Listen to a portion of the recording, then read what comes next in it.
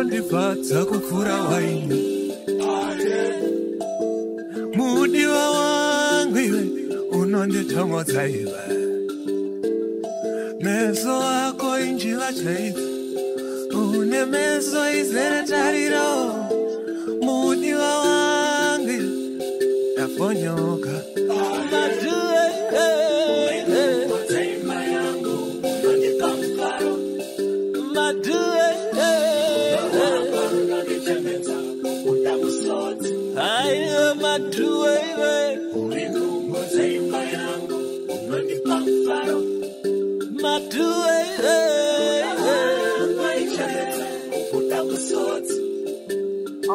You my soul, you my all.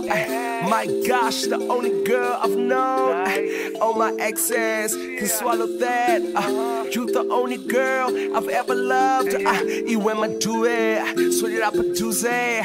Uyandiko kise, moyo wangu ufare. It don't matter, girl, what they say.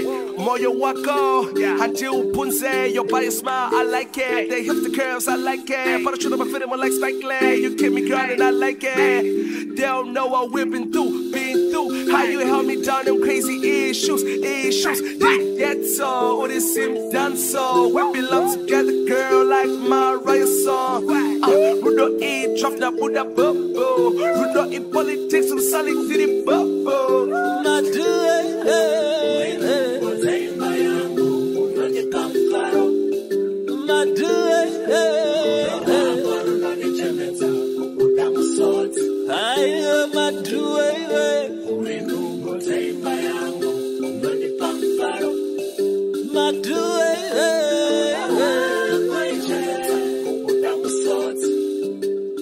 Samayita semutupo asimadube anoyita chido chemoyo anondifadza zvanoyita ei samayita zamotoko nakuspita ei aunacho chaningashore kaenda moyo wangu aungapore taura newe moyo wangu nerugare ataroko rwangu tiete tose ngaigara taura anjamuwana muchakaura regaini ndimbo shaura matua wandiwaura murudo ngandara vasikana machechenche chinakira matondo iwe matoyo pesa